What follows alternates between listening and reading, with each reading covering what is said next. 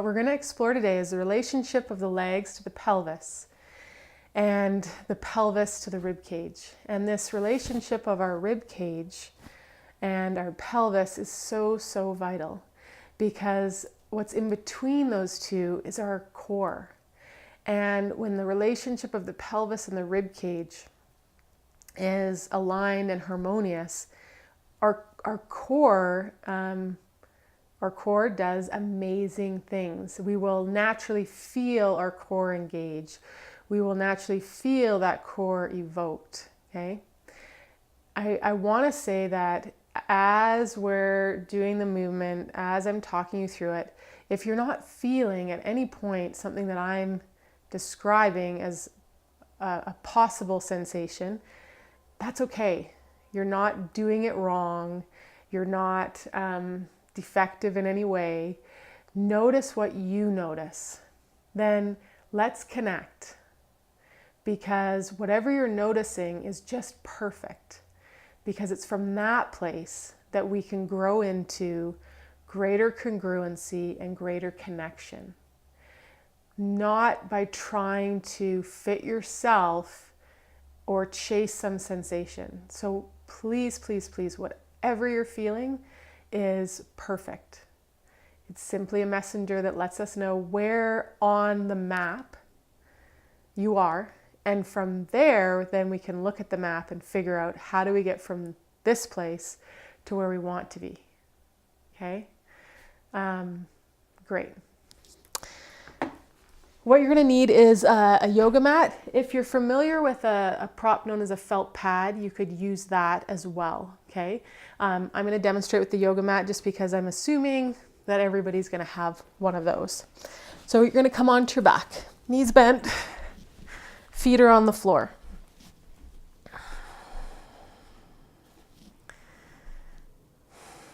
And just take a second here before we do anything, and just take 3 to 5 slow breaths. Notice your feet on the ground. Notice the weight of your pelvis. Notice where your low back arch starts and ends. Notice the rib cage, the shoulders, the weight of your skull.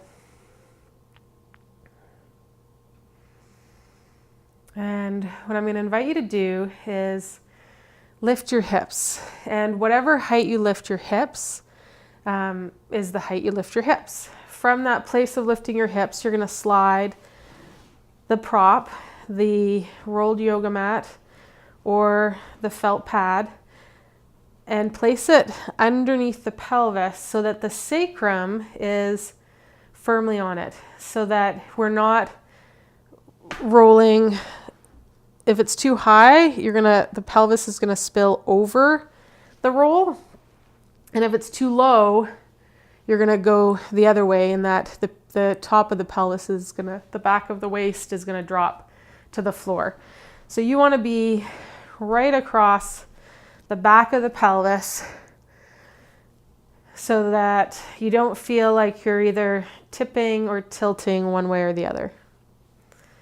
Okay? And then once you're here, again, just take a few slow breaths. Notice where your pubic bone is. And maybe bring your hands to your bottom ribs.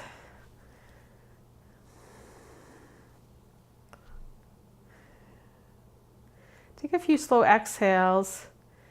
And with each exhale, allow a sense of this broadening and settling the back of the heart, so that there's a bit more weight coming through the back of the rib cage. The medial edges of the shoulder blades are broadening.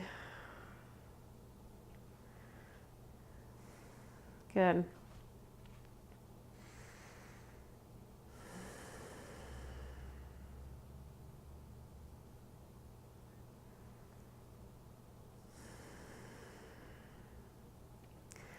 Now, from here, I want you to become aware of your non-dominant foot. And what you're going to do with that non-dominant foot is we're going to lift the foot off the ground and bring the foot towards the ceiling. But here's the way we're going to play this game. And the way we're going to play this game is that this femur isn't allowed to move. So the femur stays there. I'm moving the lower leg around the upper leg. Femur stays there. So the sense of the foot and the shin bone moving around the top of the knee joint or the femur bone. Okay? Now, in order to do that, you may have noticed that you used your shoulders, you arched your back. So just take a few slow breaths again. And now we're not going to lift the foot, but I want there to be this directional intention of the femur being quiet and still and that lower leg moving around the knee joint towards the seam of the wall and the ceiling, but using the friction of the floor. So you're not actually going to lift the foot off the floor, but there's this directional intention of this arc with the foot, similar to what we've done with the knees in hands and knees. And as you do this kick away and this arch with the non-dominant foot, and you're going to play. Some of you are going to need more friction. Some of you are going to need more forward and up. Some of you are going to need less forward, more up, kind of directional intention. And you're going to start to feel that initiation of that foot kick come up and into the pelvis. And the pelvis will feel a little lighter on that non-dominant side.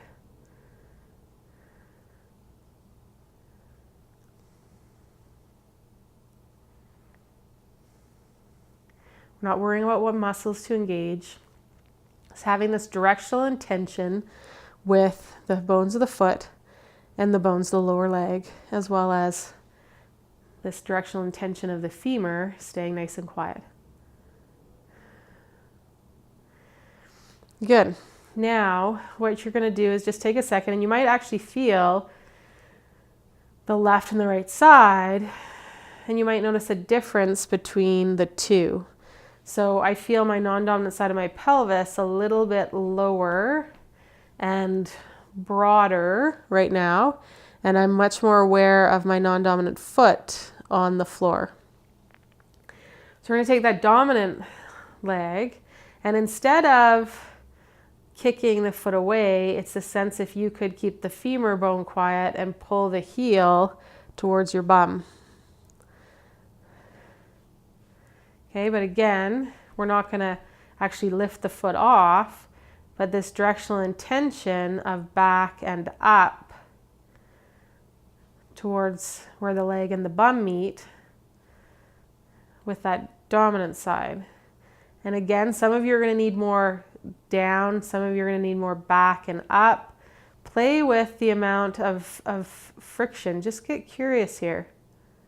Notice how much pressure down, what does that do? How much drive back, what does that do? How much drive up directionally, what does that do? And again, you're finding and tuning in to this sweet spot where you feel the connection from the foot up to the pelvis and the sense of the pelvis getting lighter. There's no change in the rib cage or with the breath.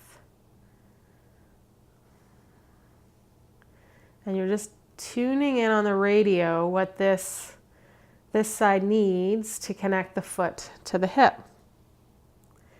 If you're feeling predominantly just the kind of middle of the belly of the hamstring on this side, what I encourage you to do is take the dominant foot and step it out slightly.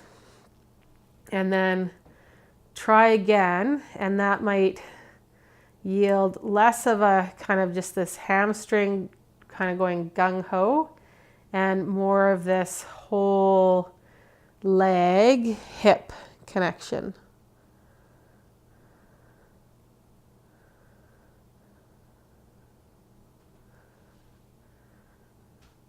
Okay, there might be some shaking that happens. Great. So just take a few breaths. Notice the right side and the left side of the body, having done that dominant side. And then we're going to play with putting them together. So you're going to kick with the non-dominant side first. Feel that up to the pelvis. And then start to add in this pull with the dominant side. And there's going to be a spot where it feels like the pelvis wants to lift. And then you're going to relax. So you're going to connect those two sides up again, non-dominant first, and then adding in the dominant until you start to feel the pelvis get a little lighter on the pad. And as that happens, you may start to feel this awareness and this aliveness through the abdomen. That very naturally starts to happen. You're going to hold the roll.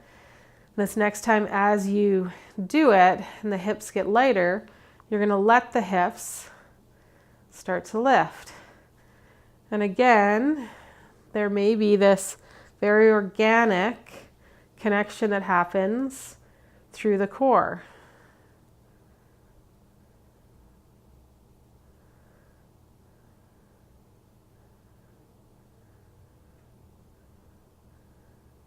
And you're just going to stay and play in the range where you feel that connectedness, where you're not feeling one thing kind of screaming at you and you're feeling this whole system working as the non-dominant leg kicks, the dominant leg pulls, the pelvis floats up, the rib cage moves with the pelvis, and we lower down.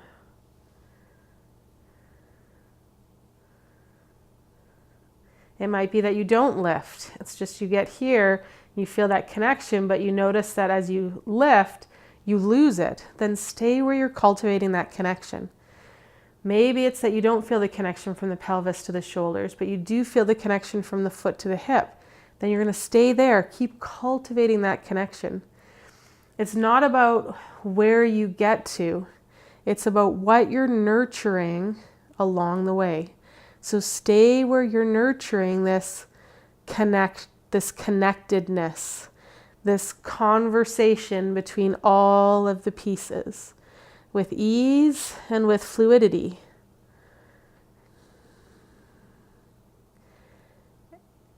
And stay with that as long and as for as many reps. I will say that the nervous system really likes novelty. So how we kind of progressed that is really lovely. So kind of 5 to 8 at each stage of the progression along the way. Okay? And then you'll take the mat out, bring the pelvis down, and immediately what you might notice is a change in your low back arch, a change in the amount of your rib cage, where your shoulders are, and how heavy your pelvis is on the floor.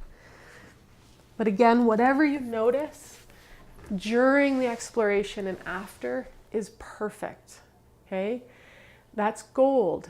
We take what we notice, and from there we can plot those dots, and looking at the whole map, we can see how we can start to get us closer to more connection, more alignment in terms of what our body is able to do for us. Thanks so much. I really look forward to hearing what you noticed, what you discovered, what you were reminded of as you explore this movement for yourself.